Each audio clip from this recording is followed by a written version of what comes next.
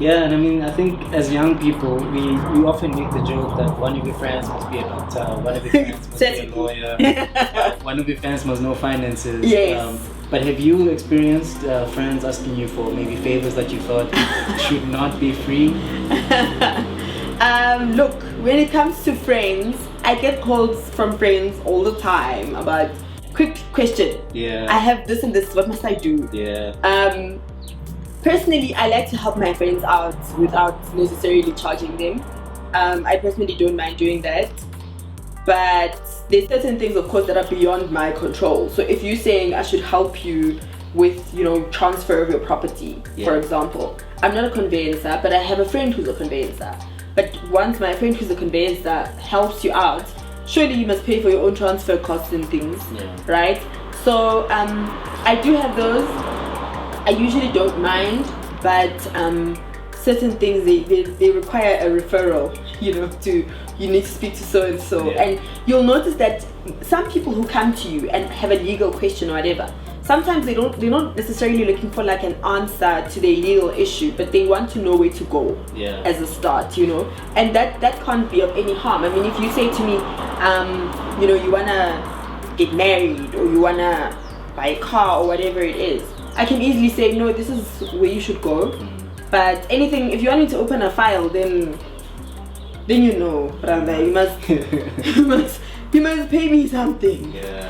Because also I'm also this is my line of work. This is what I do for a living, So I don't see a problem with it because I'm human. I also will have a question that's related to your profession at some other stage. And if I say to you, Tabang, my diamond ring real, I don't expect you to now give me your ring. So No, that's understandable. And I suppose then the other question, I suppose on a bit of a lighter note, obviously if it's not confidential or anything, but in terms of your experiences in court and so on, what are some of your more memorable experiences, whether it be funny or just from a growth perspective? Oh my word! I've worked on a number of cases that I consider rather high profile cases. I'm obviously not going to list them. But the one thing about studying law that has really humbled me is you get to enter into rooms that people don't usually have access to. You get to work on cases that are reported in the media. Most recently, before I converted into being an advocate, I was working on a case which is highly reported, and I was reading newspapers thinking, oh my goodness me, this is not even the truth of the story, this is like half. But it's very exhilarating to know that I know the truth, I know what's happening. I was sitting with this person in the room, they've given me the evidence, I know what's going on, So of course you have those moments that are very humbling. You get to meet all kinds of people from all kinds of levels. Obviously, if you start working with commercial and corporate cases and you meet CEOs that you hear about, that you read about, it's a very humbling experience. And to have those people come to you and say, I have a legal problem and I need you to assist me, it's also very, very humbling, Just the other day, actually, I was looking at my WhatsApp status and I was checking before my status, and I forgot there's a certain mayor that I had on my contact list. Then I see this brother saw my statuses. I'm like, oh my word, I was here living my best life as a young person, and the mayor now knows. So I was like, I'm gonna block him. But it's things like that. So, and court every single day is an experience. Pre-COVID, it was a very public space where anybody could just walk in and listen into the cases that happen and all of that. And court is always a new experience. It's always something new, always something to learn, always something entertaining, saddening, whatever. You'll always have an emotion evoked from you, especially if you're a black person in court. It's a different experience altogether. So it's something to write home about. And I suppose, seeing as you brought it up, I'll maybe ask, what do you think is the black experience of court? More on the defendant side, so as a person that's potentially having to defend yourself. I really think that black people definitely need, not even black people, as a country, there's definitely a lot of legal education to be done. I think there's a lot of organizations that try to do the whole legal education thing, but I don't think that it's reaching everybody as it should.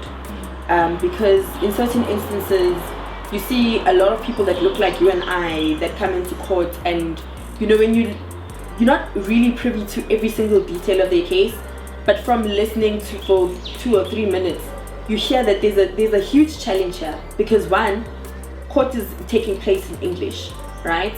Not all the time. I mean, sometimes you'll have judges that are conversant in other languages and will try to assist the person. But the first daunting process is you have this woman. She's summoned to come into court. She comes into court. She doesn't speak English. She comes into court. She's never seen so many people around her in suits. It's a very daunting experience. Her case gets called up. There's 200 people in the courtroom. She must stand up and try to somehow explain her situation, explain herself. She doesn't have legal representation. And look, sometimes courts will make means to say, okay, is there anybody in the courtroom who's a legal practitioner who can assist or whatever? But it's very, very saddening when you see people that are helpless. But in general, it's very, very disheartening.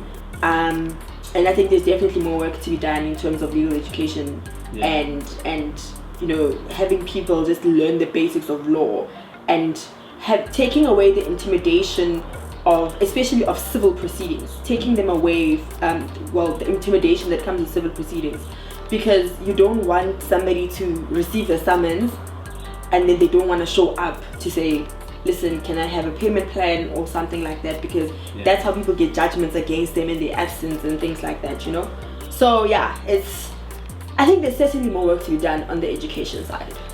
So I guess the law as a practice, I'm pretty sure there's certain personality traits that make an individual suitable or unsuitable.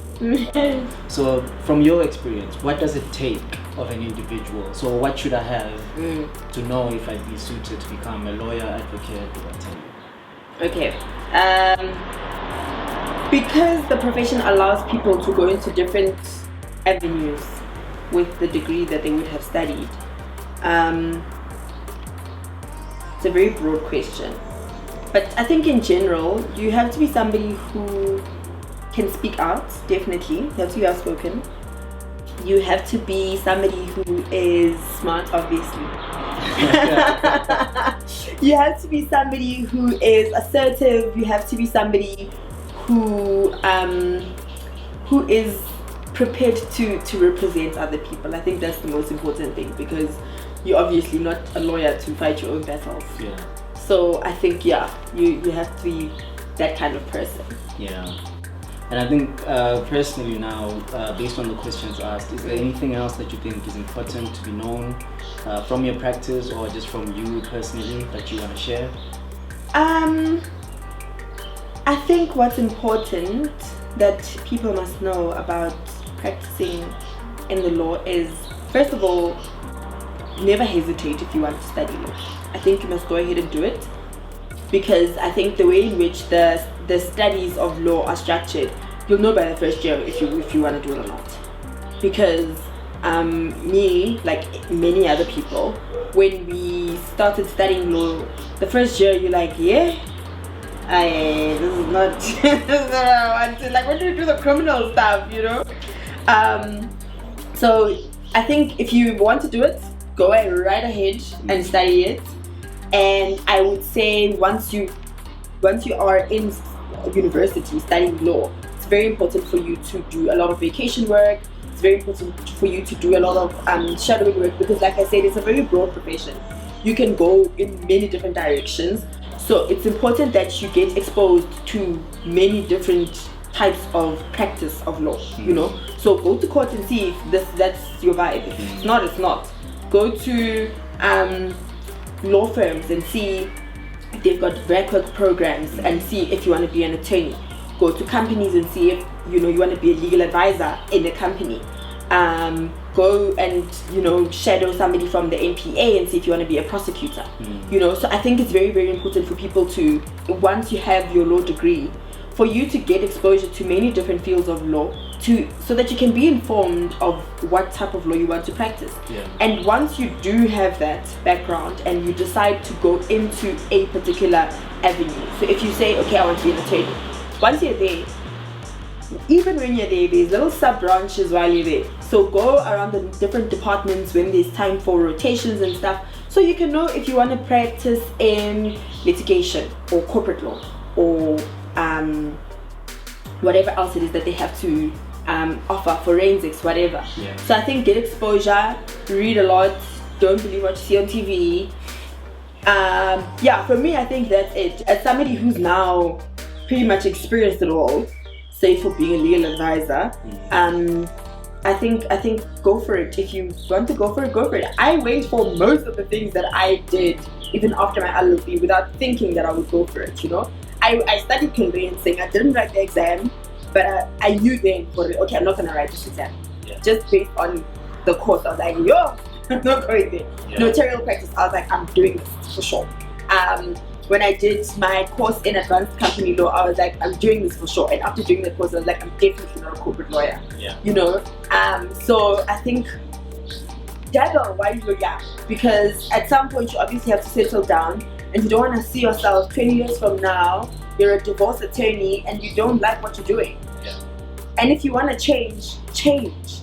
You know, change now. I always say, you have to do whatever it is that you want to do, and everything around you will adapt to. So do whatever. Here I am now at the lowest level possible of advocacy, but I'm happy because that's where I want to be, and everything around me will have to just adapt to the new person that I am now. No, very, very sound advice. As I close the video out, do you want to take a sip of your juice so it doesn't look like how but I was sipping my juice, okay. But for everyone else who watched, thank you very much for your time.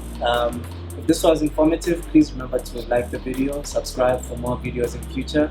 But to you and to Lungi, thank you very much for your time. Always a pleasure. Cool. Peace, guys.